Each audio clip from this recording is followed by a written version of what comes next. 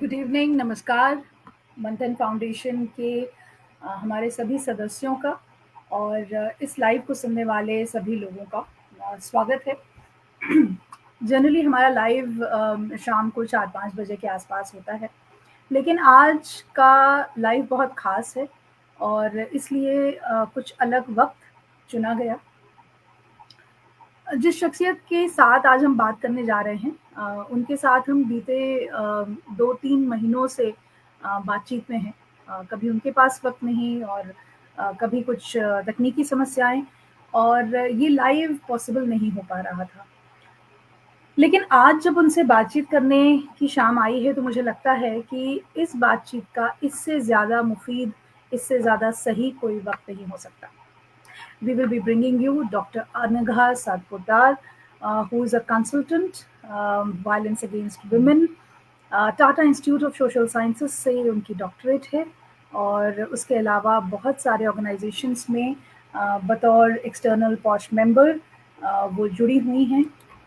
सबसे पहले तो welcome doctor Anagha, thank you so much for giving time on a Sunday evening. Yeah, thank you for having me. Thank you. Okay, so before we begin with this very important aspect, I just want to know a bit more about yourself. खास तौर पे you did your doctorate from Tata Institute of Social Sciences. Social sciences का ही sector क्यों, और उसके बाद फिर धीरे धीरे almost a decade and you are working in a very prominent aspect for violence against women, POSH member. What made you to come take this journey? Please enlighten. Yeah, so good evening. मैंने जब start किया था तो basically graduation के बाद मुझे कुछ अलग करना था और मेरा जो पहला सोर्स ऑफ इंस्पिरेशन था वो मेधा पाटकर थी और मुझे वहाँ पढ़ना था जहाँ वो पढ़ी थी। तो मैंने जब फाइंड आउट किया तो मुझे समझ में आया कि उन्होंने Tata institute of social sciences से पोस्ट ग्रेजुएशन किया है। इसीलिए मैंने ये सोचा कि अगर मुझे कुछ अलग करना है और जो टिपिकल ना हो तो मैं उस इंस्टीट्यूट में ट्राई करूँ। फिर मैंने वहाँ पर काफ़ी लंबा प्रोसेस होता है सिलेक्शन का, क्योंकि ऑल इंडिया लेवल होता है। तो फिर जब मैंने ट्राई किया तो मेरा सिलेक्शन हो गया। उसके बाद लेकिन मैं मेधा पाटकर जी ने जो किया था वो तो मैं नहीं कर पाई। उनका जो urban and rural community development का काम है, मेरा जो स्पेशलाइजेशन था वो फैमिली एंड चाइल्ड वेलफेयर में था और उस वक्त डिपार्टमेंट में महिलाओं पर होने वाली हिंसा पर काफ़ी काम चल रहा था, स्पेशली पुलिस के साथ घरेलू हिंसा को लेकर। और वो ऐसा समय था जब घरेलू हिंसा पर कानून नहीं था। Right. तो घरेलू हिंसा का जो कानून है वो 2005 में आया और बिल्कुल। ये मैं जो बात कर रही हूँ ये 1997 1999 तक की बात है। तो हम तो वहाँ पर डिपार्टमेंट में काफ़ी पुलिस के साथ भी काम चल रहा था और गवर्नमेंट के साथ भी काम चल रहा था। तो मेरा नेचुरल जो इंक्लिनेशन था वो कि महिलाओं पर होने वाली हिंसा पर मैं काम करूँ। तो जो 2 साल थे मेरे टीआईएसएस में उसमें मैंने फील्ड वर्क भी पुलिस के साथ किया। जो टीआईएसएस का प्रोजेक्ट था, स्पेशल सेल था। टीआईएसएस के स्पेशल सेल्स थे पुलिस के साथ और उसमें वो डोमेस्टिक वायलेंस के केसेस पर हम काम करते थे, डायरेक्ट वर्क करते थे महिलाओं के साथ। तो वो किया मैंने और उसके बाद उसी प्रोजेक्ट में मैंने 5 साल तक काम किया और उसके बाद 2005 से इनफैक्ट 2025 में मुझे 20 साल होंगे sexual harassment at work place पर मेरा काम 2005 में शुरू हुआ। मेरा नेचुरली मेरा लाइकिंग था बेसिकली लॉ की तरफ और ये मेरा जो काम रहा है वो पूरा पैरालीगल रहा है। तो मतलब हाफ लीगल या पैरालीगल रहा है। तो बेसिकली महिलाओं पर होने वाली हिंसा को लेकर पैरालीगल काम मैंने किया है। पहले 5 साल डोमेस्टिक वायलेंस पे किया है और अभी 20 साल से मैं सेक्सुअल हैरेसमेंट कर रही हूँ। तो बोल सकते हैं कि यही मेरा काम रहा है। और अभी तो मेरा जो एकेडमिक राइटिंग है या मेरा जो प्रैक्टिस है, मेरा रिसर्च प्रैक्टिस, सब कुछ sexual harassment of women at work place पर ही है। सो दिस पर्टिकुलर सेक्टर, अगर इसे हम कॉमन लोगों की ज़बान में हम उसे कहते हैं, तो अक्सर लोग उसे पॉश कहते हैं, राइट? एंड वो उसी को, उस एक शब्द को जानते हैं, उसके बारे में ज़्यादा उन्हें पता नहीं है। ख़ास तौर पे ये बना महिलाओं के को ध्यान में रखकर है, लेकिन महिलाओं को भी इसके बारे में बहुत ज़्यादा जानकारी नहीं है। Lot of organizations are there, even though they have been told that there has to be a posh committee with every member, every organization, but lot of organizations are still into the process, या चल जाएगा उस तरह के ढर्रे पर है। तो सबसे पहले तो I really want to know that people should know what exactly is posh, and what was the reason, कुछ ऐसी कुछ खास चीजें उस वक्त हो रही थी कि इस चीज को इंट्रोड्यूस किया गया हिंदुस्तान में? या सो बेसिकली पॉश ये तो शॉर्ट फॉर्म है या एक्रोनिम जिसको बोलते हैं, प्रिवेंशन ऑफ सेक्सुअल हैरेसमेंट। मैं ये कहूँगी कि इसको मुझे ये भी कभी कभी लगता है कि लोगों को सेक्सुअल हैरेसमेंट ये टर्म यूज नहीं करना है, इसीलिए इसको पॉश पॉश बोला जाता है। और मैं खुद जब इस टॉपिक के बारे में बात करती हूँ तो मैं इस वर्ड को अवॉइड करती हूँ, क्योंकि अगर हम वर्क प्लेस सेक्सुअल हैरेसमेंट के बारे में बोल रहे हैं तो हमें उस स्पेसिफिकली बोलना चाहिए कि हम sexual harassment at work place या वर्क प्लेस सेक्सुअल हैरेसमेंट के बारे में हम बोल रहे हैं, not using any other term, because वो टर्म आधा है। क्योंकि it is not only about prevention, इसमें रिड्रेस भी आता है। रिड्रेस का मतलब है कि जो केसेस रिपोर्ट होते हैं उनको एड्रेस करना भी इस पूरे ये जो फ्रेमवर्क हम कह सकते हैं, लीगल फ्रेमवर्क है, उसमें सिर्फ प्रतिबंध या प्रिवेंशन नहीं है। इसमें जो शिकायतें आती हैं, कंप्लेंट्स आती हैं, उनको सुलझाना या उनको एड्रेस करना, ये भी एक बहुत बड़ा पार्ट है। जो मुझे लगता है कि पॉश अगर हम यूज करते हैं वर्ड तो उसमें वो मिस हो जाता है। हालांकि एक जो बोलते हैं कि आसानी हो बोलने के लिए, शायद इसीलिए लोग उसको यूज करते हैं, विच इज ओके। तो ये बेसिकली पॉश का फुल फॉर्म है और इसका मीनिंग है। जहाँ तक ये फ्रेमवर्क कैसे आया, क्यों आया, हम सबको पता है कि लॉ जो है वो 2013 में आया है। और ऐसा नहीं है कि ये लॉ सडनली आया है। इस लॉ का एक हिस्ट्री रहा है और एक बैकग्राउंड रहा है। जो भौरी देवी का जो केस था राजस्थान में, जो अर्ली 90s में हुआ था, उससे ये जुड़ा हुआ है। और तो ये केस क्या था? इस केस को भटेरी गैंगरेप केस के नाम से भी जाना जाता है, और कहीं कहीं इसको भौरी देवी की डायरेक्ट रेफरेंस से जाना जाता है। तो बेसिकली ये गैंगरेप का केस था। और हमें ये समझना होगा कि ये जो पूरा फ्रेमवर्क आया है, ये जो असंगठित क्षेत्र है या अनऑर्गेनाइज सेक्टर है, वहीं से आया है। अगर हम आज देखेंगे तो ये कानून जो है वो अभी असंगठित जो क्षेत्र है या अनऑर्गेनाइज सेक्टर है, उसमें इसका कोई खास अभी तक ठीक से इसका इम्प्लीमेंटेशन या अभी तक ठीक से लागू नहीं हुआ है। बट अगर हम इसका स्टार्टिंग या शुरुआत देखेंगे तो ये अनऑर्गेनाइज सेक्टर या असंगठित क्षेत्र से ही हुआ है। तो भौरी देवी जो थी वो भटेरी गांव, और ये भटेरी गांव जो था ये बहुत दूर नहीं था जयपुर से, अराउंड 50-60 किलोमीटर्स का ही डिस्टेंस था। और भौरी देवी जो थी वो राजस्थान का जो महिला और बाल विकास विभाग था उसके प्रोजेक्ट में वो काम कर रही थी। और वो एक वॉलंटियर के कैपेसिटी में काम कर रही थी। और ये मैं इसलिए बता रही हूँ सबको, सबकी जानकारी के लिए, कि वो परमानेंट एम्प्लॉय नहीं थी, वो राजस्थान गवर्नमेंट की एम्प्लॉय नहीं थी, वो एक वॉलंटियर थी। और इसीलिए वो कॉन्ट्रैक्ट पर थी। और सबसे बड़ा मुद्दा यही आता है यहाँ पर कि जो महिलाएं कॉन्ट्रैक्ट पर काम करती हैं, क्या उनको भी प्रोटेक्शन मिलता है या मिलेगा।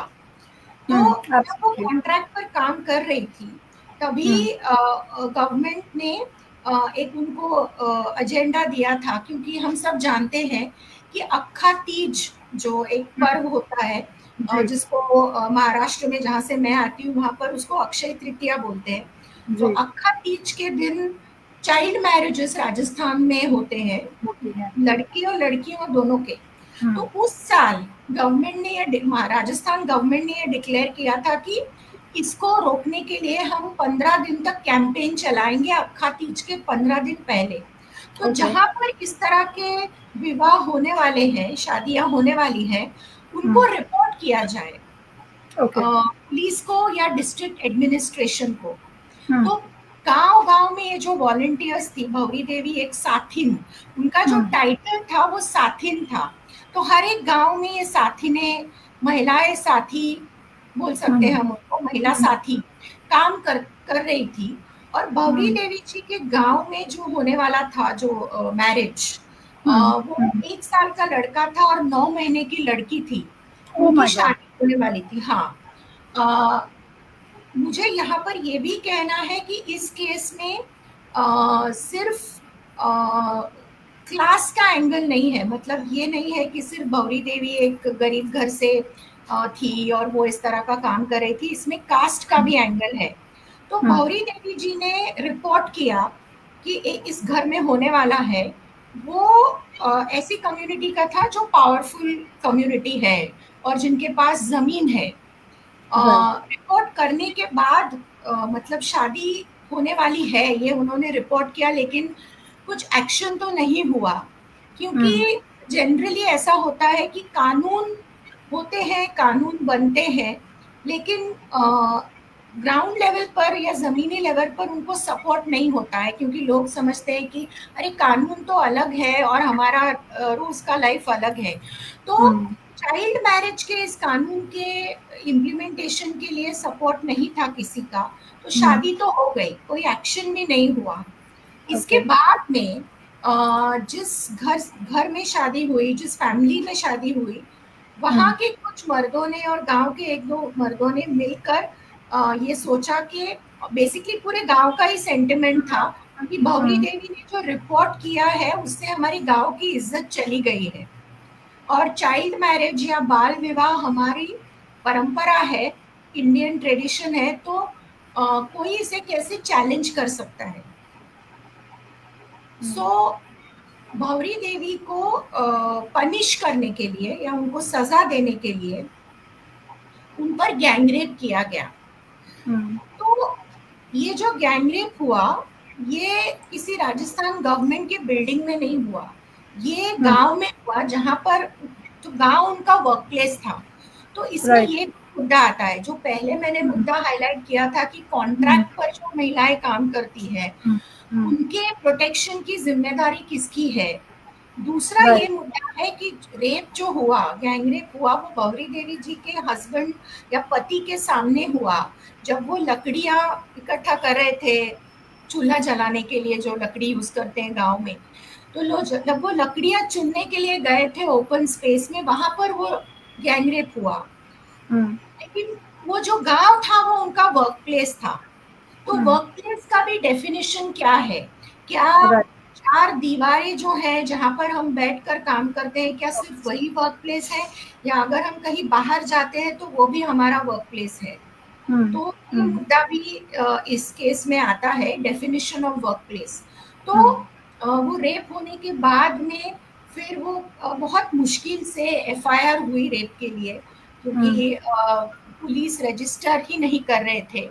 हम्म, उसके बाद में जब सेशंस कोर्ट, जो सत्र न्यायालय जिसको बोलते हैं, जी। उनका जजमेंट आया, तो जो जयपुर का सेशंस कोर्ट था, उन्होंने ये कहा कि अपर कास्ट के लोग या उच्च जाति के लोग कभी निचली जाति के लोगों को टच भी नहीं करते हैं, तो रेप नहीं हुआ होगा या रेप हो ही नहीं सकता है। बिकॉज दे डोंट टच, तो टच ही नहीं करते तो रेप होने का सवाल ही नहीं है, ऐसा जजमेंट कोर्ट ने दिया। कोर्ट ने ये भी कहा कि पति के सामने रेप कैसे हो सकता है, पति की जिम्मेदारी है कि अपनी पत्नी का संरक्षण करे, प्रोटेक्ट करे, जब साथ फेरे लेते हैं तो एक्सेट्रा एक्सेट्रा। कोर्ट ने काफी कमेंट्स किए थे जो बहुत ही पितृसत्ता या पेट्रियार्कल, असंवेदनशील, इस तरह के कमेंट्स थे, और कास्ट से भी रिलेटेड थे, जेंडर से भी रिलेटेड थे। उसके बाद ये जजमेंट, और कोर्ट ने उन जो रेप के जो जिन पर चार्जेस थे, जो अक्यूज थे रेप के, उनको एक्विट कर दिया, मतलब उनको छोड़ दिया, चार्जेस से क्लीन चिट उनको दे दिया कि रेप हुआ ही नहीं है, और ये सब झूठी कहानी इन्होंने भौरी देवी जी ने बनाई है। उसके बाद में ये सभी मुद्दों को लेकर काफी चर्चा हुई कि काम की जगह पर जब महिलाओं पर सेक्सुअल हैरेसमेंट या हिंसा होती है, या जिसको हिंदी में यौन शोषण भी कहते हैं, तो यौन शोषण होता है या लैंगिक हिंसा होती है या सेक्सुअल हैरेसमेंट होता है, तो ये किसकी जिम्मेदारी है? क्योंकि भौरी देवी जी के केस में वो जिम्मेदारी राजस्थान गवर्नमेंट की थी एज ए एम्प्लॉयर, लेकिन भौरी देवी जी ने काफी बार रेप होने के पहले ये रिपोर्ट किया था कि मुझे गांव ने बहिष्कार कर दिया है, गांव ने, क्योंकि मैंने चाइल्ड मैरिज रिपोर्ट किया, मुझे बहुत सारी गालियां दे रहे हैं गांव के लोग जो सेक्सुअली कलर्ड है, या जो जिसको हम बोल सकते हैं कि बहुत गंदी गालियां दे रहे थे। तो ये रिपोर्ट करने के बावजूद भी राजस्थान गवर्नमेंट ने जब कोई कदम नहीं उठाया तो फाइनली ये रेप हुआ। तो मुद्दा ये था कि एम्प्लॉयर की जिम्मेदारी क्या है, जो मैनेजमेंट है और एम्प्लॉयर है, जो अपॉइंटिंग अथॉरिटी है, उनकी जिम्मेदारी क्या है, जो काम करने वाली महिलाएं हैं उनको प्रोटेक्ट करने में, what is the responsibility, what is the duty of the employer, और ये किसकी जिम्मेदारी है? क्या उस महिला को पर हिंसा हो रही है तो क्या वो उसका निजी मामला है, क्या वो उसका पर्सनल प्रॉब्लम है? तो नहीं, क्योंकि वो जो सेक्सुअल हिंसा जो हो रही है वो काम से रिलेटेड है, काम करने के वजह से हो रही है, काम के संदर्भ में हो रही है, तो जिम्मेदारी एम्प्लॉयर की ही होनी चाहिए, या होनी चाहिए। ऐसा कुछ कानून होना चाहिए या कुछ तो इस तरह से एक फ्रेमवर्क आना चाहिए इस पूरी और ये भी देखा गया कि भौरी देवी के केस में, जैसे मैंने कहा कि ये सिर्फ महिला का इशू नहीं था, इसमें वर्ग जिसको हम बोलते हैं क्लास का भी इशू था और कास्ट का भी था, क्योंकि भौरी देवी पर जिन लोगों ने रेप किया था वो हायरार्की में उनसे ऊपर थे।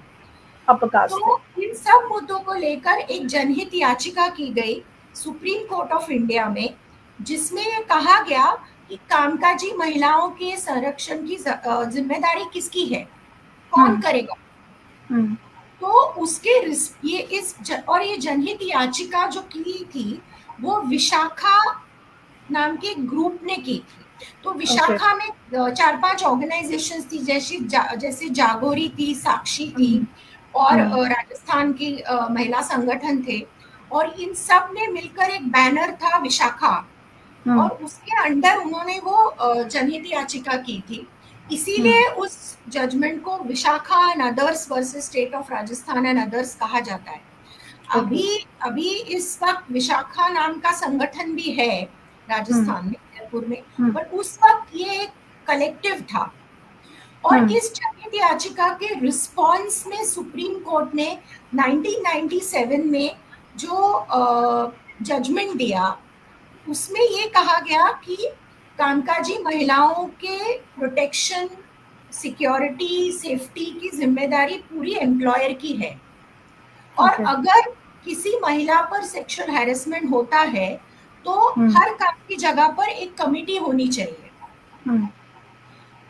जो कमिटी उस केस को हैंडल करेगी, और एम्प्लॉयर की जिम्मेदारी है, मैनेजमेंट की जिम्मेदारी है कि वो इसमें अवेयरनेस क्रिएट करे इस मुद्दे को लेकर। राइट।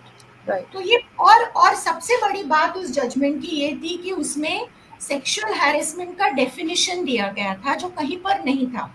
क्रिमिनल लॉ में था, पर वो सिर्फ टच करना उतना ही था कि आप किसी महिला को अगर जबरदस्ती छूते हैं तो वो मॉलेस्टेशन या जिसको हम बोलते हैं मराठी में हम यहाँ पर विनय भंग बोलते हैं, पर मॉडेस्टी, आउटरेजिंग मॉडेस्टी, हाँ, तो वही था आईपीसी में।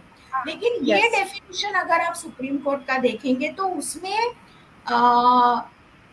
नॉन वर्बल भी आता है, मतलब बिना बोले हुए कि कोई अगर किसी महिला को काम से रिलेटेड या काम की जगह पर घूर रहा है, तो घूरना, किसी भी प्रकार के शब्द बोलना जिसमें गालियां भी है या कोई इस प्रकार के शब्द है जो सेक्सुअल है, तो ये सब फिजिकल, वर्बल और नॉन वर्बल, मतलब शारीरिक, शाब्दिक और अशाब्दिक जिसको बोल सकते हैं, बिना एक वर्ड बोले हुए भी सेक्सुअल हैरेसमेंट हो सकता है। इसको सुप्रीम कोर्ट ने माना है। सुप्रीम कोर्ट ने ये भी माना है कि कानून नहीं है अभी, मतलब 1997 की बात कर रही हूँ मैं, कानून तभी नहीं था। तो कानून आने तक ये जो गाइडलाइंस थे वो सब पर लागू रहेंगे, और उन गाइडलाइंस को विशाखा गाइडलाइंस के नाम से जाना गया, जो करीब 16 साल तक थे, लागू थे।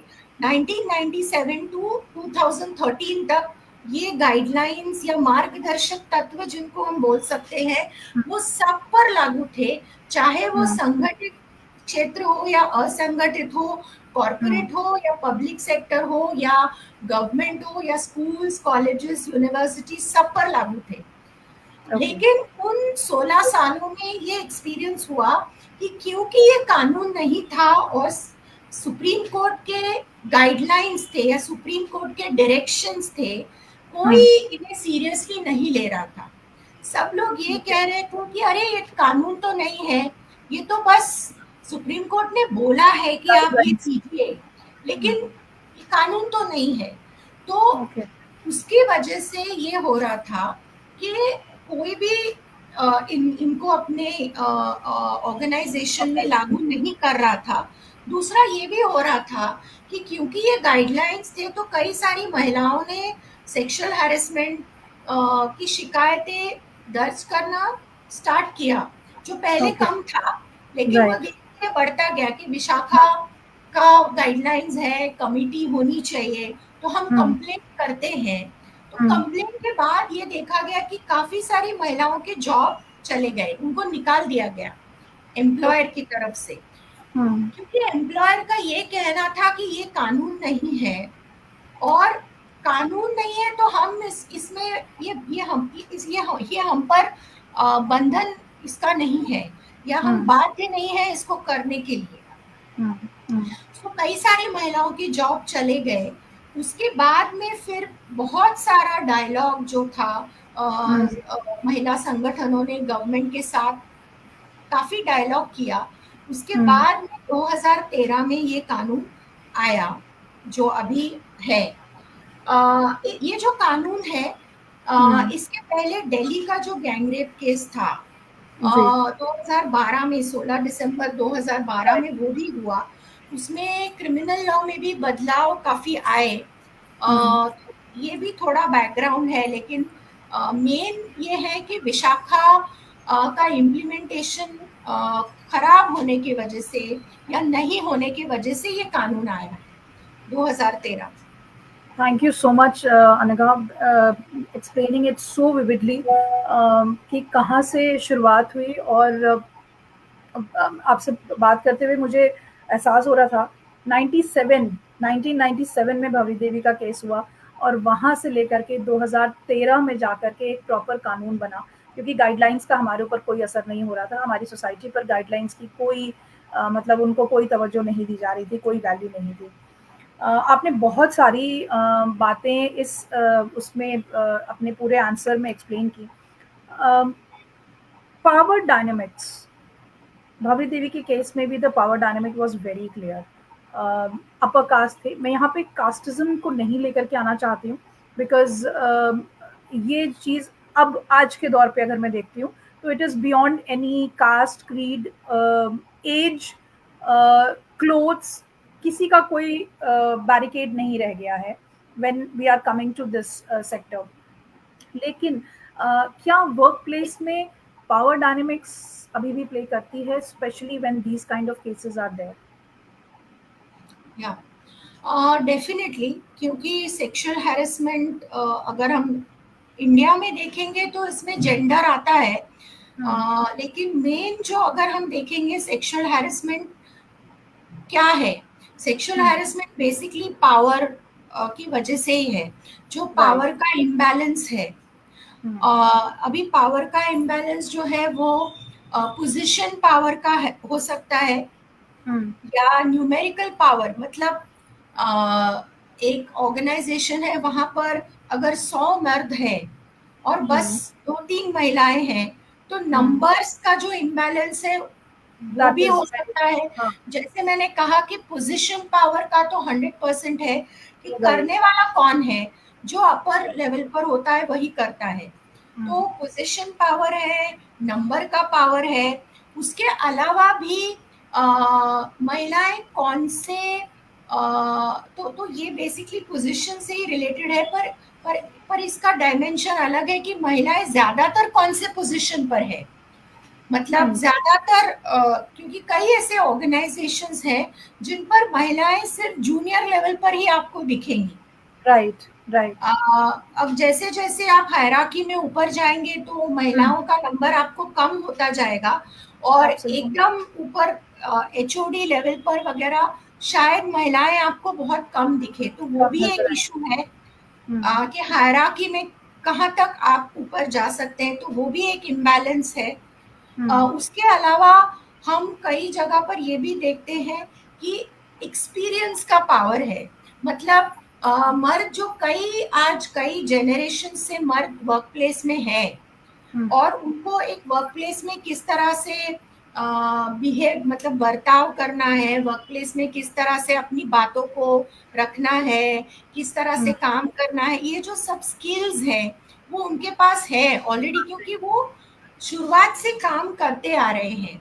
और कभी कभी ऐसा मैंने देखा है कि महिलाओं को उस बारे में अगर हम कंपेयर करेंगे तो महिलाओं के पास वो स्किल्स शायद कभी कभी कम होते हैं। तो उसमें अगर महिला को मदद चाहिए होती है, या ऐसा बोला जाता है कि अरे मैं जानता हूँ, मैं यहाँ पर सबको जानता हूँ, मुझे यहाँ का सब जो भी पॉलिटिक्स है वो पता है, ये काम कैसे करना है मुझे पता है, तुमको यहाँ पर अगर टारगेट है तो मैं तुमको हेल्प करूंगा। और ये जो एक्सपीरियंस का जो पावर है, जो स्किल्स का पावर है, उसको यूज करके भी किया जाता है, जो ज्यादातर सेम लेवल का होता है, सेक्सुअल हैरेसमेंट कलीग्स में होता है। तो डेफिनेटली पावर का बहुत इम्पोर्टेंट रोल है, और sexual harassment is about power. India में ये सिचुएशन है कि विमेन ज्यादातर ऐसे पोजीशंस पर नहीं है जहां पर वो पावर को अब्यूज कर सके। ज्यादातर हम देखेंगे कि मर्द ही उन पोजीशंस पर है जहां पर वो पावर का मिसयूज कर सकते हैं। तो इसीलिए इंडिया में हम ये देखेंगे कि ये पावर और जेंडर दोनों का इम्बैलेंस है, क्योंकि इंडिया में विमेन आर नॉट होल्डिंग, मतलब इतना पावर ही नहीं है। Glass ceiling is very very rare in India, बहुत कम है। राइट। सो हम जब आपसे पहले बात कर रहे थे तो यू सेड कि डिसऑर्गेनाइज जो अनऑर्गेनाइज सेक्टर है, like Babli Devi was not a employer of Rajasthan government, वो एक वॉलंटियर या एक जिसे कॉन्ट्रैक्चुअल बेसिस पे वो रखी गई थी। आज भी ऐसे, and in fact nowadays because freelancing is coming up in a big time, ठीक है, और बहुत से क्रिएटिव फील्ड्स हैं, film making is there, content creation is there, journalism is there, in freelancing journalism is there, writing is there, coaching centers हैं। ये ऐसे organizations हैं जो organized sector में नहीं माने जाते। So one thing, two questions. One, क्या as per the rule every organization has to have a posh committee? उसके क्या रूल्स हैं? सेकेंडली, जो डिसऑर्गेनाइज सेक्टर्स हैं उनके लिए क्या हो सकता है, उनमें क्या पॉश कमेटी होती है, नहीं होती है, and if a lady faces something of this sort from that sector, what she can do? Yes, तो आपने जैसे कहा कि अभी फ्रीलांसिंग बहुत है और जिसको गिग वर्क भी कहा जाता है कि अभी हम देखेंगे कि जो फूड डिलीवरी के जायंट्स हैं राइट, उनके पास भी और as a delivery agent partners, बहुत, हाँ, हाँ, डिलीवरी पार्टनर्स हैं, बहुत सारे ऐसे कैब कैब के सर्विसेज हैं, तो ये राइट, सब उसमें आते हैं। जहाँ तक लॉ की बात करें तो जिस ऑर्गेनाइजेशन में 10 या 10 से ज़्यादा एम्प्लॉयज़ हैं उनको इंटरनल कमिटी फॉर्म करना कंपलसरी है। तो जो भी ऑर्गेनाइजेशन 10 या ज्यादा उनके एम्प्लॉयज हैं और ये मैटर नहीं करता है कि वो क्या है, मतलब वो एक छोट मतलब स्टार्टअप है या बड़ी कंपनी है या ऐसे ही एक ग्रुप है, इट डजेंट मैटर। अगर आपके पास 10 या 10 से ज्यादा एम्प्लॉयज हैं आपको कमिटी फॉर्म करनी ही है कंपलसरी। और ओके, जिस ऑर्गेनाइजेशन में 10 से कम एम्प्लॉयज हैं उनको कमिटी फॉर्म करना कंपलसरी नहीं है। इस कमिटी को इंटरनल कमिटी कहा जाता है, आंतरिक समिति इसको हिंदी में कहते हैं। तो आंतरिक समिति जो है वो 10 या 10 से ज्यादा, और जहां पर 10 से कम एम्प्लॉयज हैं वहां पर ये कमिटी फॉर्म करना कंपलसरी नहीं है। और फिर यहाँ के जो कंप्लेंट्स हैं, जो 10 से कम एम्प्लॉयज हैं उनके जो कंप्लेंट्स हैं वो कहाँ जाएंगे, तो वो कंप्लेंट्स जाएंगे लोकल कमिटी के पास जिसको स्थानीय समिति बोलते हैं।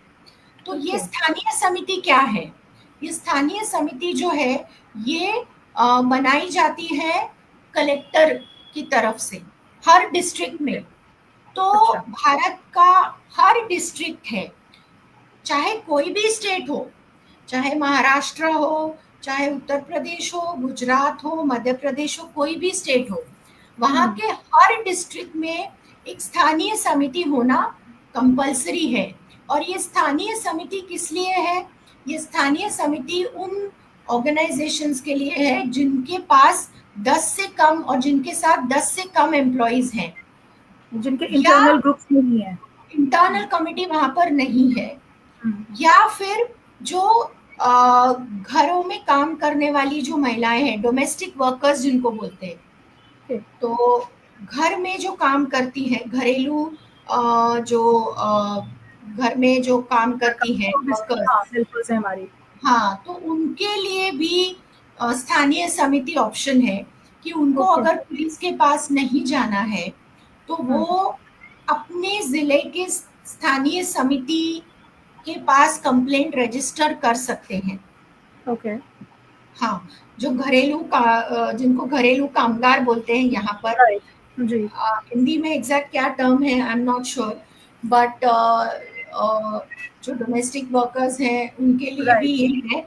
और अगर हम्म, एम्प्लॉयर के अगेंस्ट कंप्लेंट है, मतलब ओके, ऐसे किसी कई काम पे सारे मत कर। केसेस होते हैं जहाँ पर स्कूल है, सपोज एक स्कूल है और वहाँ का स्कूल का जो ट्रस्टी है, उनका एक बोर्ड होता है, तो उसका जो बोर्ड का कोई पर्सन है या ट्रस्टी है वो अगर हैरेस करते हैं किसी टीचर को, किसी को भी, स्कूल के किसी एम्प्लॉय को, चाहे वो टीचर हो, टीचिंग एम्प्लॉय हो या नॉन टीचिंग एम्प्लॉय हो, डजेंट मैटर, जब ही एम्प्लॉयर हैरेस करते हैं तो ये क्लियर है कि इंटरनल कमिटी के पास वो कंप्लेंट नहीं जाएगा, वो नहीं जाएगा। जाएगा स्थानीय समिति के पास।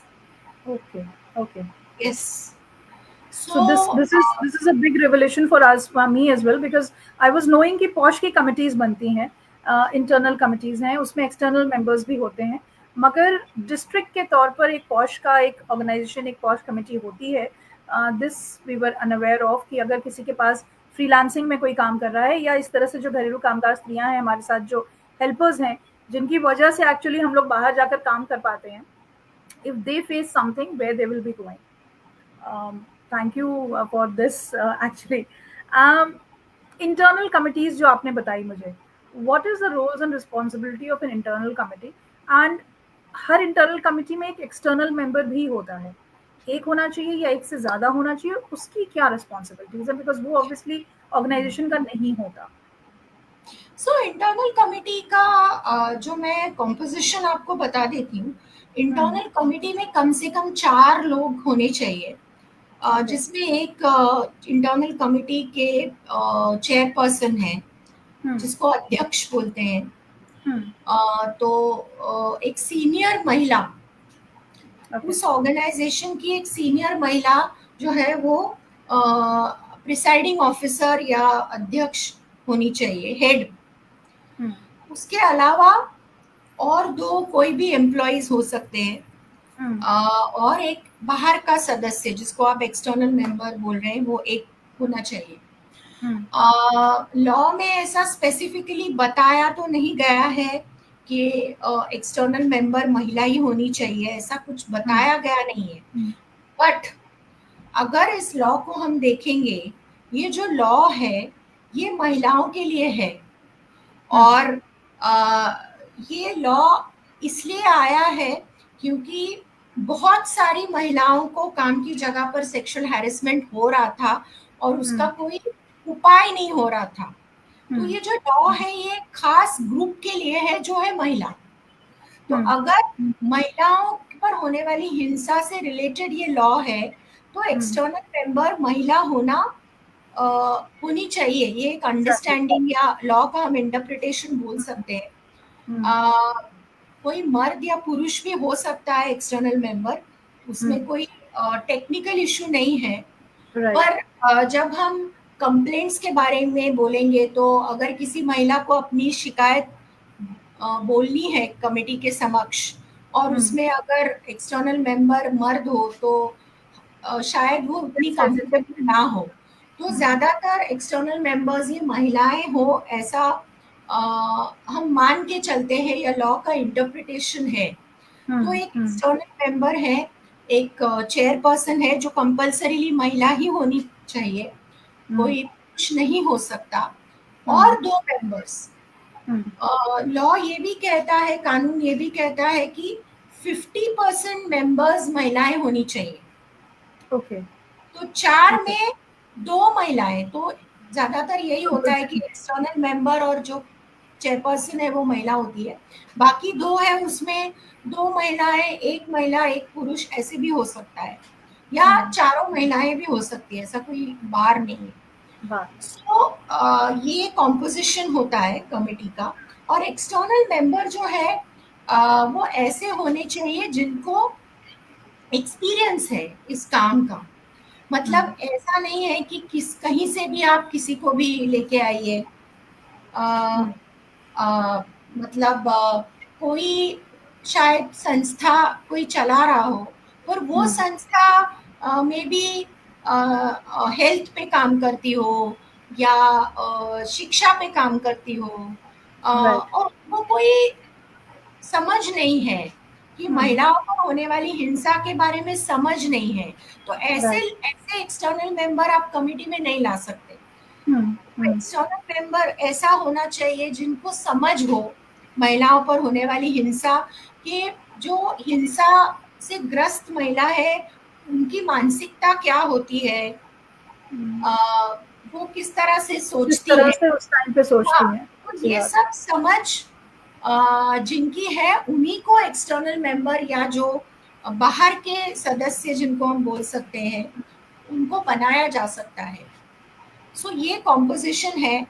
जहाँ तक कमिटी की जिम्मेदारियां क्या है, तो एक्चुअली ऐसा हुआ था कि 2013 में जब कानून बना था तो इंटरनल कंप्लेंट्स कमिटी ऐसा नाम था, ICC था, मतलब आंतरिक शिकायत समिति जिसको हम बोल सकते हैं.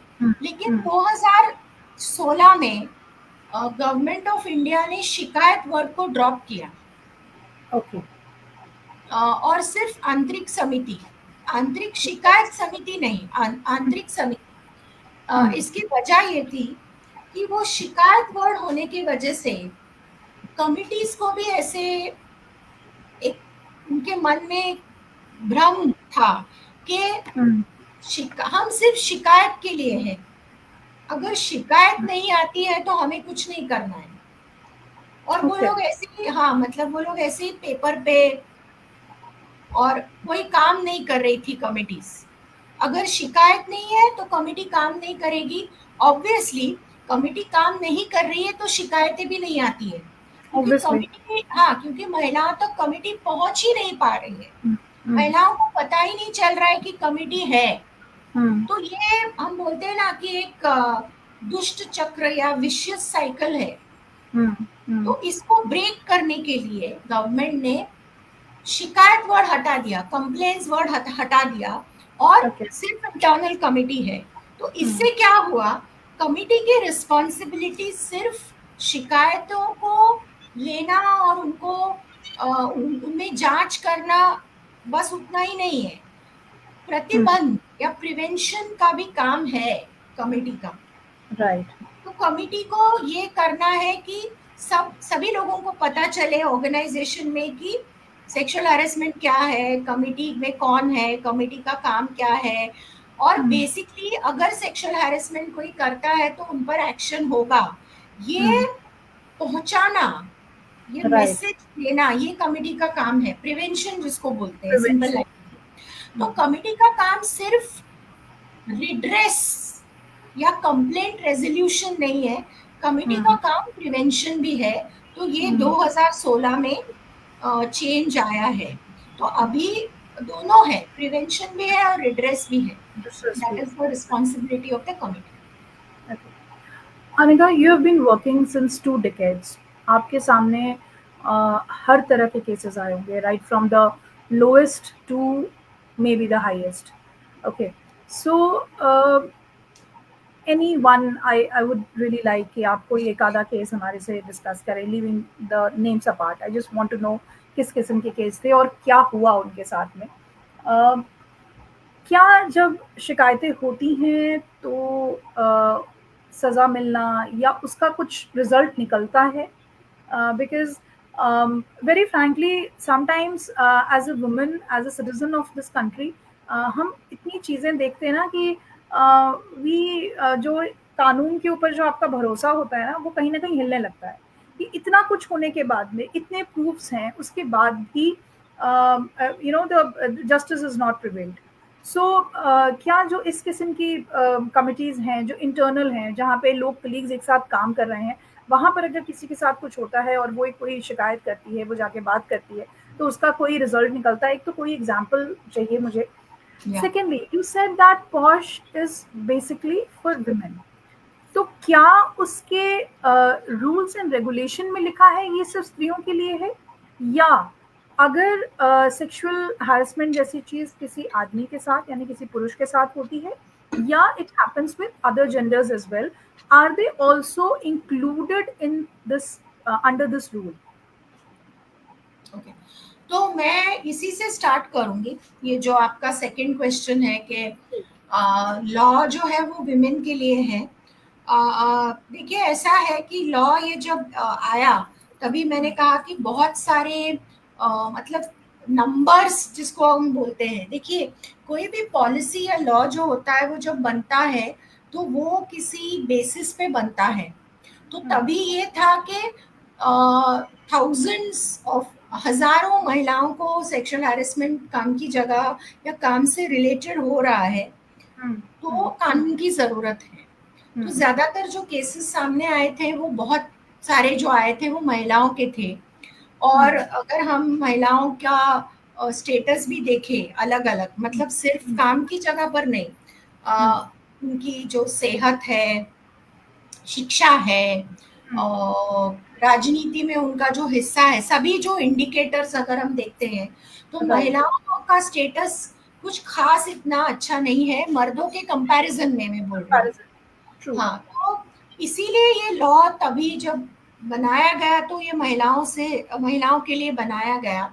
और अभी तक स्थिति वही है कि अगर आप कंप्लेंट्स देखेंगे तो ज्यादातर कंप्लेंट्स महिलाओं से आते हैं, पुरुषों के बारे में ही आते हैं।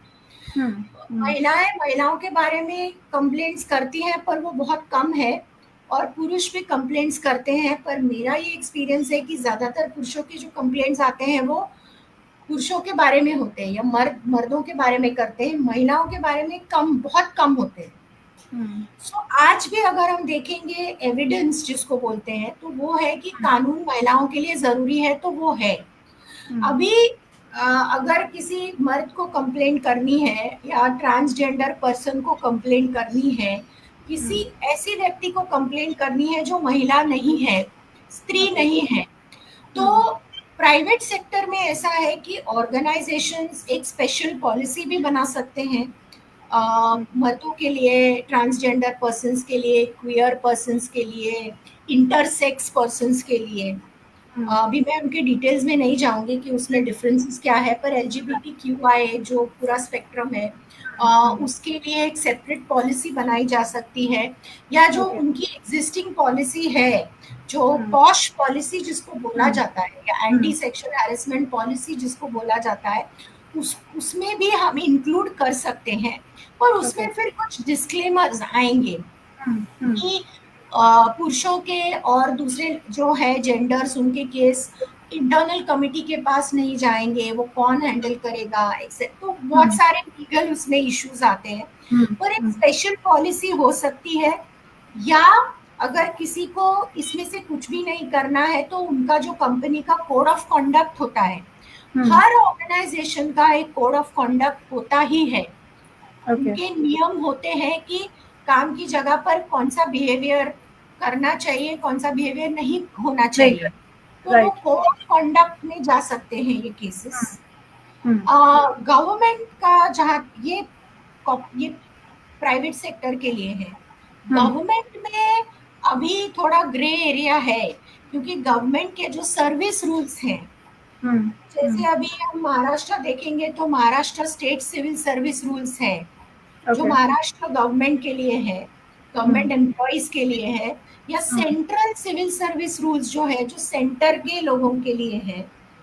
ये जो रूल्स हैं ये अभी तक मतलब महिलाओं के बारे में ही है। तो इन ऑर्गेनाइजेशंस में अभी थोड़ा ग्रे एरिया है कि इनके पास अगर पुरुषों के केसेस आते हैं तो वो फिर उनके जनरल कोड ऑफ कंडक्ट में जाएंगे। वो थोड़ा अभी उस पर डिस्कशन जरूरी है कि गवर्नमेंट में मर्दों के केसेस और दूसरे जेंडर्स के केसेस कहाँ जाएंगे। एक्चुअली ट्रांसजेंडर से रिलेटेड एक सेपरेट कानून है, तो ट्रांसजेंडर का शायद उसमें भी जा सकता है। वो सब अभी ये सब डिस्कशंस होने जरूरी हैं। तो कुछ, लेकिन प्राइवेट सेक्टर में तो है, अलग पॉलिसीज हैं, हो सकती हैं, या कोड ऑफ कंडक्ट हो सकता है। जहाँ तक आपने केसेस के बात की, तो केसेस तो बहुत सारे मैंने 20 साल में डील किए हैं।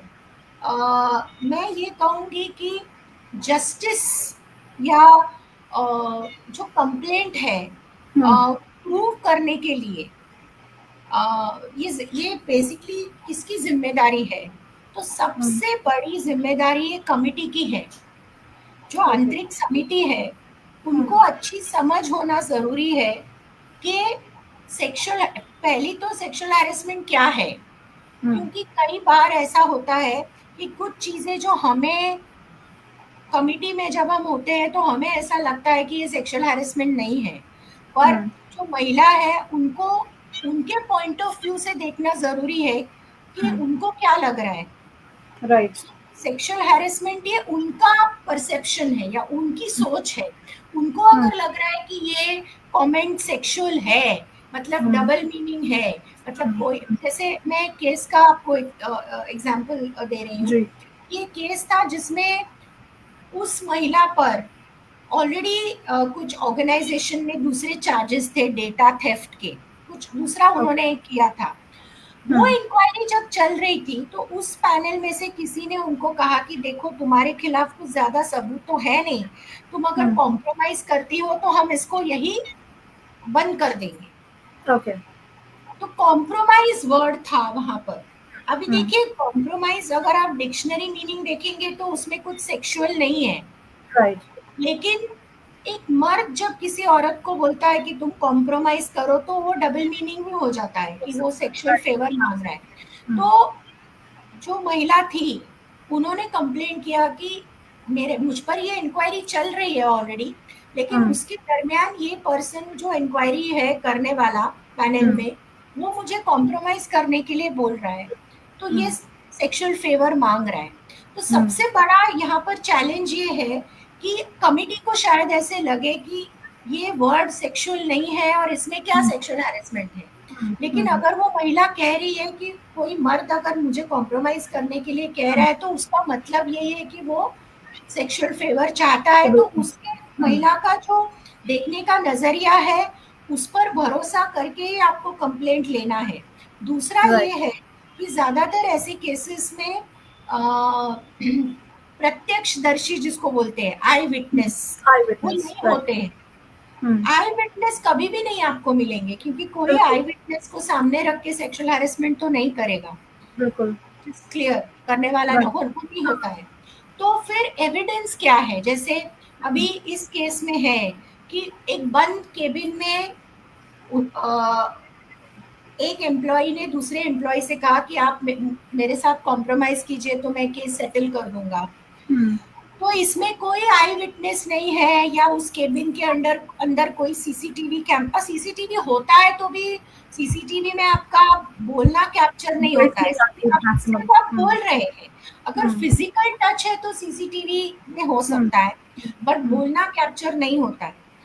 तो ऐसे केसेस में तो वो महिला अगर बाहर जाकर, जब वो बताया उन्होंने किसी दूसरे को कि इन्होंने मुझसे ऐसे कहा कॉम्प्रोमाइज करने के लिए, तो वही एविडेंस हो जाता है, क्योंकि आई विटनेस तो नहीं है। तो कमिटी को ये समझने की जरूरत है कि ये 100% फुल प्रूफ ऐसे कभी भी आपको सबूत नहीं मिलेंगे। आपको सर्कमस्टेंसेस या वहां पर जो परिस्थितियां हैं, उन पर निर्भर करता है कि किस टाइप का एविडेंस होगा केस में। तो महिला ने अगर किसी को जाकर बाहर बताया है, या दूसरे दिन किसी को, या इमीडिएटली आजकल तो मैसेजेस करते हैं लोग, फोन करते हैं, तो फोन करके कॉल करके किसी को बताया है, मैसेज किया है, so all that will be seen as evidence. तो ऐसे कई केसेस मेरे पास आए हैं जहां पर एक केस था, दिल्ली का ही था वो केस, कि उसमें उनको एम्प्लॉय को बुलाया गया, और वो ऑफ रोल एम्प्लॉय थी, और उनको उस एम्प्लॉय ने, मैनेजर ने बुलाया ये बोलकर कि ऑन रोल एम्प्लॉय के लिए हम इंटरव्यू कर रहे हैं, तो आप आ जाइए ऑन रोल पोजीशंस के लिए।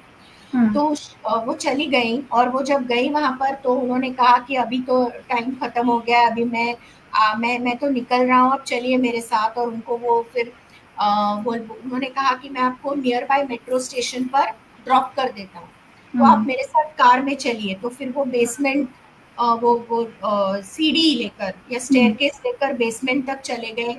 फिर जो मेल एम्प्लॉय थे, मैनेजर थे, उन्होंने उनको अपनी कार में बिठाया और कार का डोर लॉक कर दिया, और फिर उनको टच किया, कुछ पर्सनल क्वेश्चंस पूछे। अभी इस केस में भी हम देखेंगे कि इसमें कोई आई विटनेस नहीं है। सिक्योरिटी गार्ड ने सिर्फ इतना देखा था कि ये जो वुमन एम्प्लॉय है वो आई ब्रांच में, लेकिन वो उनके साथ नीचे चली गई। बाद में क्या हुआ वो सिक्योरिटी गार्ड ने भी नहीं देखा है। तो कार का डोर लॉक करने के बाद उन्होंने क्या कमेंट्स किए, उनको टच किया, और ये सब 45 मिनट्स तक चल रहा था। तो हमने जब इसमें इंक्वायरी की तो हमने ये देखा कि क्या उस दिन इंटरव्यूज होने वाले थे, तो हमें ये भी पता चला कि उस दिन इंटरव्यू एक्चुअली नहीं होने वाले थे। इन्होंने इनको कुछ इंटेंशन से ही बुलाया था वहां पर। फिर वो उनको नीचे लेके गए। फिर ये जो वुमन एम्प्लॉय थी, कंप्लेनेंट थी, उनके जो कलीग्स थे वो उनको कॉल कर रहे थे, लेकिन बेसमेंट में नेटवर्क ना होने की वजह से उनका कॉल कनेक्ट नहीं हो रहा था। तो ये सब 45 मिनट्स तक चल रहा था। तो जब हमने मेल एम्प्लॉय मैनेजर से पूछा कि कितनी देर तक ये आपके साथ में थी, उन्होंने कहा 10-15 मिनट, लेकिन 45 मिनट्स तक उनके कलीग उन तक पहुंच नहीं पा रहे थे। तो वो कलीग्स को हमने एविडेंस कंसिडर किया। फिर बाद में कंप्लेनेंट ने कार का दरवाजा खोला और वो वहां से भागी और नियर बाय मेट्रो स्टेशन चली गई, और वहां से उन्होंने अपने एक कलीग को कॉल किया, वो कलीग आई, फिर उन्होंने किसी और को।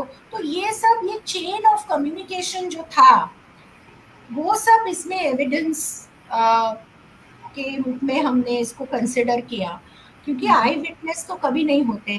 तो जिसको लॉ में सर्कमस्टेंशियल एविडेंस बोलते हैं, उसी के बेसिस पे हमने इसमें डिसीजन किया। तो मैं अभी भी यही कहूंगी कि कमिटी का एक्सपर्टीज और कमिटी का जो नॉलेज है, या कमिटी की समझ बहुत इम्पोर्टेंट है इन केसेस में। या अगर कमिटी को समझ नहीं है कि किस तरह से एस्टैब्लिश करना है, तो जस्टिस मिलना बहुत मुश्किल है। अनघा, एक बहुत ख्याल मेरे जहन में आ रहा था जब आप when you are explaining this whole case. अगर हम जनरली लोगों से बात करें इस केस के बारे में, correct me if I am wrong, क्या लोगों का ये पहला ख्याल नहीं आएगा कि जब इंटरव्यू खत्म हो चुका था, why she has not left, वो उनके साथ गई ही क्यों? नहीं, इंटरव्यू हुआ ही नहीं ना, हुआ ही नहीं। मतलब right, that's what I am saying कि हाँ, इंटरव्यू नहीं हुआ, तो ही सेड कि चलो मैं ड्रॉप कर दूंगा, मैं वहां तक चला जाऊंगा। क्या this I'm not talking in terms of, because POSH is a legal tool, ठीक है, the committee is also, I'll consider कि लोगों के अंदर उतनी समझ होती है और वो उसको उस तरह से डील करते हैं बिकॉज उनके ऊपर जिम्मेदारी है। लेकिन अक्सर देखा गया है कि ऐसे केसेस रिपोर्ट नहीं किए जाते हैं, या रिपोर्ट करने से पहले the lady takes time and energy and courage कि मैं करूं या ना करूं। कोई चीज होती है, चोरी होती है, हम तुरंत सबसे पहले 100 नंबर घुमाते हैं।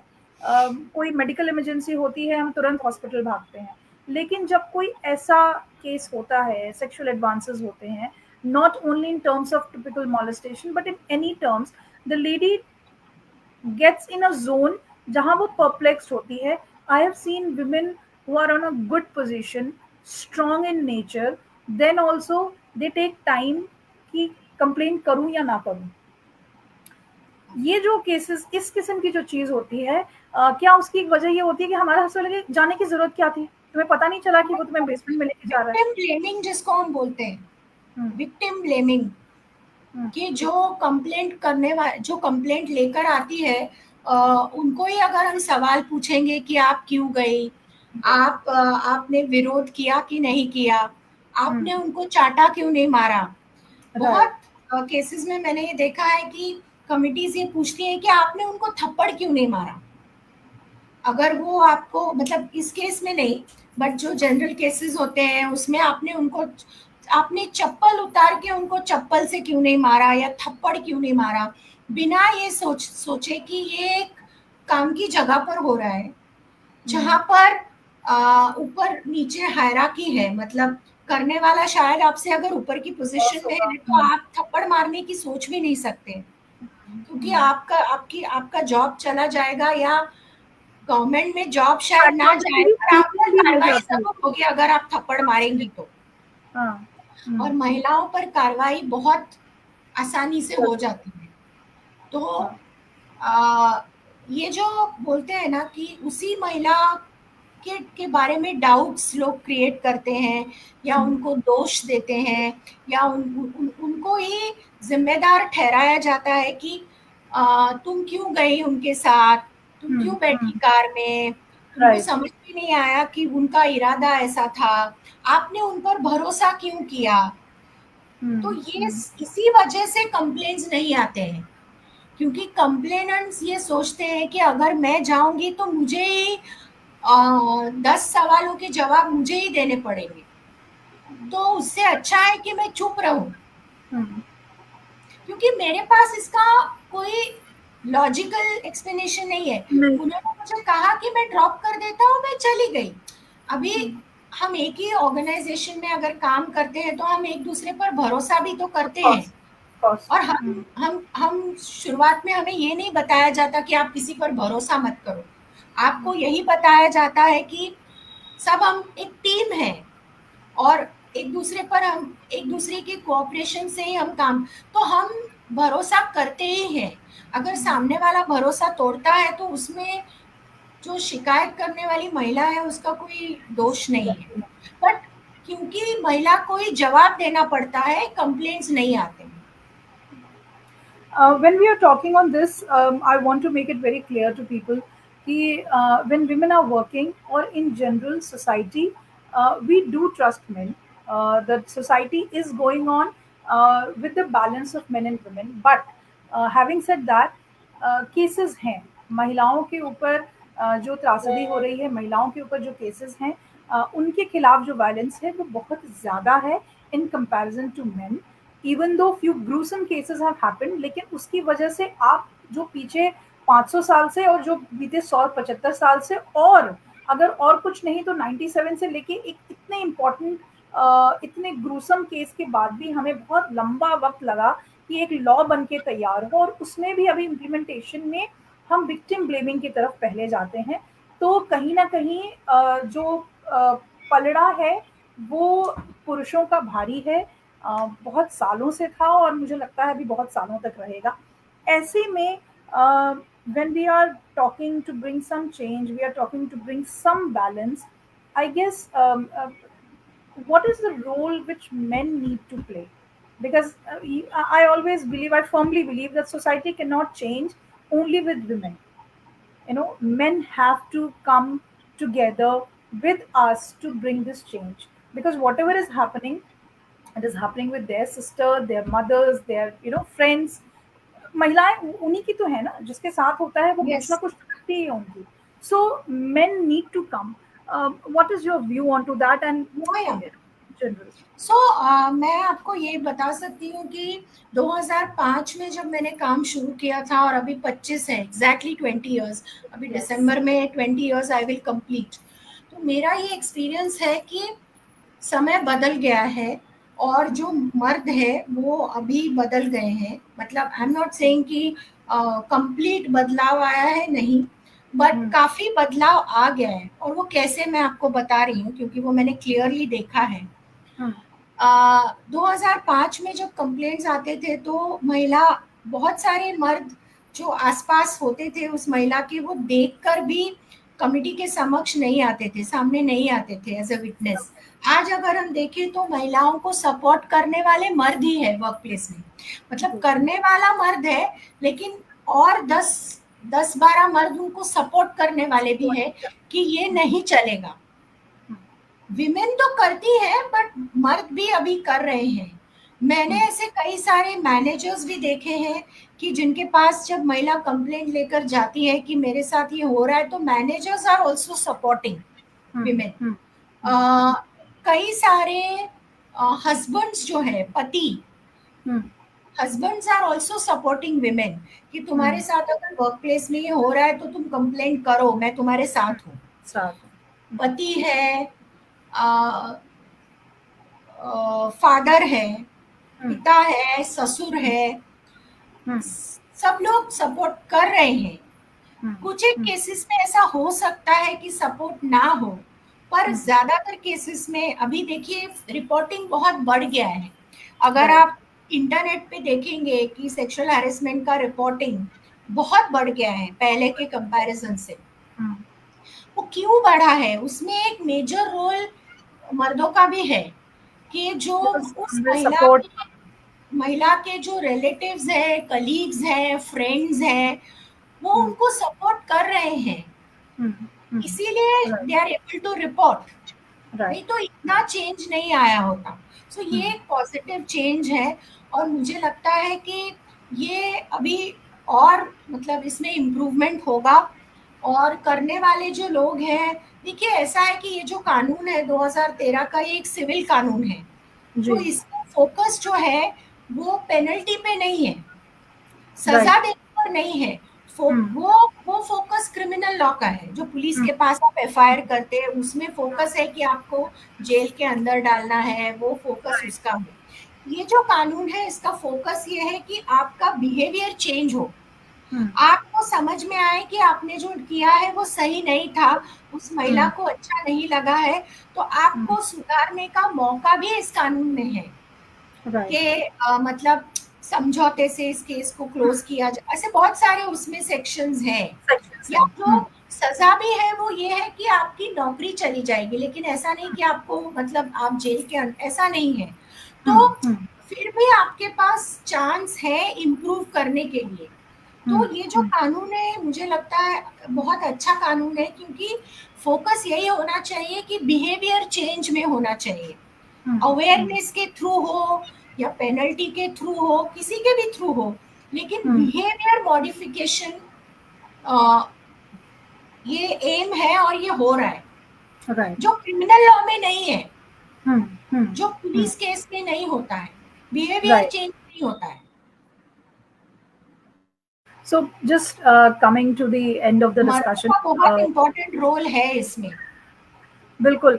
अक्सर क्या होता है कि जब हम इस किस्म के डिस्कशंस करते हैं तो लोगों को एक मिसकंसेप्शन होता है कि when we are talking about violence against women we are blaming the other gender. It's not only about blaming, it's about bringing up the issue, क्योंकि जब तक हम उस पर बातचीत नहीं करेंगे तब तक उसका सोल्यूशन नहीं निकलेगा। And that's the reason I guess it's high time कि हम जब भी कुछ इस किस्म की बात करें, it should always be on the equity basis कि कहाँ पर किसके साथ क्या चीज़ गलत हो रही है। Coming to the end, when we are coming with organisations, POSH committee organisation के पास होनी चाहिए। आपने कहा स्कूल जहाँ पे भी 10 से ज़्यादा मेंबर्स हैं उनके पास ऐसी कमेटी होनी चाहिए। I want few tips from you कि अवेयरनेस के लिए स्कूल्स लेवल पे, कॉलेजेस लेवल पे, ऑर्गेनाइजेशनल लेवल पे अवेयरनेस के लिए हम क्या कर सकते हैं। And something from your side to women that if God forbid something of this sort happens to them, they should be vocal enough, they should be courageous enough, um, confident enough to come and share this, please. Awareness के लिए of course lectures, मतलब जो sessions हम बोलते हैं, training sessions, वो तो first है। जी लेकिन उसके अलावा मुझे लगता है कि फिल्म्स, बहुत ओके। सारे फिल्म्स आजकल यूट्यूब पर भी है, अवेलेबल है, या स्पेशली भी इस तरह के फिल्म्स ऑर्गेनाइजेशंस परचेज भी कर सकते हैं। हाँ, वो भी है। ऑनलाइन कंटेंट बहुत सारा है जिसको खरीदा जा सकता है फॉर अवेयरनेस। उसके अलावा ऐसे छोटे से नाटक के रूप में, नाटक के नाट्य रूपांतरण जिसको बोलते हैं, उसके फॉर्म में। तो अलग देखिए, ऐसा है कि ये ज़माना मीडिया का है, सोशल मीडिया का है, तो बहुत सारे एवेन्यूज़ हैं अवेयरनेस के लिए। पोस्टर है, आप जैसे मैंने कहा कि छोटे-छोटे आप जैसे कॉलेजेस एंड यूनिवर्सिटीज़ में छोटे ऐसे ग्रुप ड्रामा है, स्ट्रीट थिएटर है, ऐसे बहुत राइट। सारी चीज़ें हो सकती हैं। और एक चीज़ मुझे ये बतानी है कि सबसे इम्पोर्टेंट बात ये है हर एक ऑर्गेनाइज़ेशन के लिए कि उनकी जो कमिटी है, वो कमिटी को समझ अच्छी होनी चाहिए। ये मैं राइट। इसलिए कह रही हूँ कि कमिटी की समझ अच्छी होगी तो आने वाले जो कंप्लेंट्स हैं उसमें महिलाओं को न्याय मिलेगा। और एक महिला को जब न्याय मिलता है तब तब 10 और जो महिलाएं हैं अ, उनको एक भरोसा आ जाता है कि अरे ये कमिटी जो है ये करेगी काम अपना, ठीक से करेगी। कानूनी, मैं कानूनी काम को बोल रही हूँ, ये कानूनी काम ठीक से करेगी। कमिटीज क्योंकि कानून की समझ नहीं है या बहुत सारी चीजों की समझ नहीं है, ठीक से काम नहीं करती है, फिर महिलाओं को न्याय नहीं मिलता है, फिर जो बाकी महिलाएं हैं उनका भी जो भरोसा है वो टूट जाता है कमिटी के ऊपर। तो राइट। सबसे इम्पोर्टेंट बात है कि कॉस्ट कटिंग ना करके कमिटी को एम्पावर करना। क्योंकि देखिए, मैं अभी छोटे सिटीज़ में, ये छोटे शहरों में ये नहीं होता होगा शायद, लेकिन मुंबई जैसे बड़े शहरों में कॉस्ट कटिंग ये बहुत बड़ा है। तो कॉस्ट कटिंग करना, फिर कमिटी को पता ही नहीं है कि मेरा काम क्या है, अगर कंप्लेंट आती है तो सबूत क्या है, सेक्सुअल हैरेसमेंट में सबूत क्या माना जाता है यही पता नहीं है, तो फिर न्याय नहीं मिलेगा और फिर कंप्लेंट्स भी नहीं आएंगे। क्योंकि क्या होता है ना, ऐसे केसेस में मैसेज जाता है, एक संदेश जाता है। वेरी वेरी देखिए, उसने कंप्लेंट किया लेकिन उसको तो कुछ नहीं हुआ, उसने क्या बिगाड़ लिया, ट्रू। नो। तो ये मैसेज अगर जाना है कि कमिटी इज इफेक्टिव, तो कमिटी में इन्वेस्ट करने की बहुत जरूरत है। रिपीटेडली, मतलब साल में 2 बार कमिटी का ट्रेनिंग होना ही चाहिए। अलग अलग केसेस उनको देना है, उनसे पूछना है कि आप इसमें कैसे इंक्वायरी करोगे, कानून का कौन सा सेक्शन आप इसमें। तो क्योंकि कमिटी, मैं आपको ये इसलिए कह रही हूँ क्योंकि कमिटी को अर्ध न्यायिक पावर्स हैं, क्वासी जुडिशियल पावर्स हैं लॉ के अंडर। तो जिस बॉडी को अर्ध न्यायिक पावर्स है, उनका फंक्शनिंग ठीक से होना ही चाहिए। क्योंकि जो लोग उसमें इन्वॉल्व हैं वो चैलेंज करते हैं कमिटी को, तो वो बाहर के कोर्ट में चले जाते हैं, इंडस्ट्रियल ट्राइब्यूनल में जाते हैं। तो इंडस्ट्रियल कोर्ट जो है वो आप कमिटी का काम देखेगा, रिपोर्ट देखेगा कि आपने क्या लिखा है। तो अगर आप सही से फंक्शन नहीं करोगे तो nobody will complain, क्योंकि आप you're not efficient basically. Very true. And you have been appointed for a very important aspect. You're a quasi-judicial body. You're a court. You're a half court. Right. So you have to function properly. You cannot function in an irresponsible manner. और देखिए, committee को मैं दोष नहीं देना चाहूंगी, क्योंकि ये जो बजट एलोकेशन है ये एम्प्लॉयर करते हैं। तो एम्प्लॉयर्स हैव टू कॉल, बाहर के ट्रेनर्स को बुलाना ये एम्प्लॉयर की जिम्मेदारी है, उनको पैसे ऑनरेरियम देकर बुलाना और बोलना कि आप कमेटी का ट्रेनिंग अच्छे से कीजिए। Absolutely. So these are the few technical things. Very important points have been discussed आज के हमारे इस लाइव में, खास तौर पे जब महिलाएं काम कर रही हैं ऑर्गेनाइज सेक्टर में और अनऑर्गेनाइज सेक्टर में भी। हमें ये पता चला कि जब ऑर्गेनाइज सेक्टर्स हैं तो उनके पास एक इंटरनल पॉश कमेटी कंपलसरी है, बाय रूल होनी ही चाहिए। और जो अनऑर्गेनाइज सेक्टर में महिलाएं काम कर रही हैं फ्रीलांस के तौर पे, अगर उनके साथ ऐसा कोई हादसा होता है तो they can go with the district committee. District committee हर जगह अवेलेबल होती है। और एक चीज़ जो मैं अपनी तरफ से कहना चाहूँगी, जो आज बच्चियाँ हैं जो काम करने की शुरुआत कर रही हैं, अनघा बीते 20 सालों से इसी सेक्टर में है, ऑलमोस्ट 2 डिकेड्स हो चुके हैं मेरे में एजुकेशन सेक्टर और विमेन सेक्टर में काम करते थे। और ऐसे छोटे छोटे बहुत सारे केसेस नज़र आए जहाँ पर हमने कहीं किसी के साथ जाके वन स्टॉप सेंटर में काम किया, कहीं किसी के साथ पुलिस स्टेशन तक पहुँचे। तो जो एक चीज़ सबसे ज़्यादा मुझे पिंच करती है या बार बार मुझे तकलीफ़ देती है, वो ये होती है कि हमारे साथ गलत होता है, उसके बावजूद हम बोल नहीं पाते, और उसके लिए हम सब दोषी हैं, क्योंकि विक्टिम ब्लेमिंग पे हम सबसे पहले शुरू हो जाते हैं कि तुम इतनी रात क्यों गई, तुमने ऐसे ज़ोर से क्यों बोला, तुम उसके साथ हंसी क्यों, तुमने ऐसे कपड़े क्यों पहने थे, तुमने उससे बात ही क्यों की। So let's stop this, because we want our daughters to come out and work. We want our daughters to get success in their lives. So उसके लिए बहुत ज़रूरी है that both men and women, when I'm talking about society, both स्त्री और पुरुष दोनों के लिए बहुत ज़रूरी है कि हम एक इंक्लूसिव सेफ वर्क इन्वायरमेंट बनाएं अपने आगे आने वाली जनरेशन्स के लिए। So thank you so much, Anaga, for taking out this long time and a very detailed discussion, long answers. You have taken every point, जो कुछ आपके पास था वो सब था, and you are soon going to complete 2 decades. Many congratulations for that. Thank you so much. And I just want to add something that Mumbai city जो district है, मुंबई में 2 डिस्ट्रिक्ट है, सिटी एंड सबर्ब। तो मैं जो स्थानीय समिति जो मैंने कहा लोकल कमेटी, तो I am heading the local committee for Mumbai city, suburbs का सेपरेट है। So I am heading the local committee for Mumbai city, जो अनऑर्गेनाइज सेक्टर और उसका है। Because see, this disturbs me, because organized sector के लिए तो फिर भी हमारे पास चीजें हैं, and I know that they have got proper, especially with the MNCs and big companies, they have got, and they are very strictly following it. लेकिन जो freelancing, because this is coming up, big women, especially even after taking a sabbatical, they are starting with freelance work. Correct. A lot of women are going with the freelancing work only. तो वहाँ पर उनके लिए क्या है? Are they just free for people to make up a prey, और अगर ऐसा होता है तो वो क्या करें, बिकॉज ऑब्वियसली जो सबसे पहला फ्रीज होने आने वाला हमारा जो एक ऑटोमेटिक रिएक्शन होता है, वो होने से निकालने की जिम्मेदारी भी हम सबकी है। आई गेस उससे निकल करके कंप्लेन करना और अपनी बात को कहना बहुत ज़रूरी है। With this I'll once again say thank you, Dr. Anika, and all the lovely people who joined us. Please इस लाइव को लोगों तक शेयर कीजिए, अपनी बच्चियों को, अपने बेटों को, बेटियों को, सबको दिखाइए, because they should be knowing these things before they start their work, before they venture out. Thank you so much Thank you. And lovely weekend to you.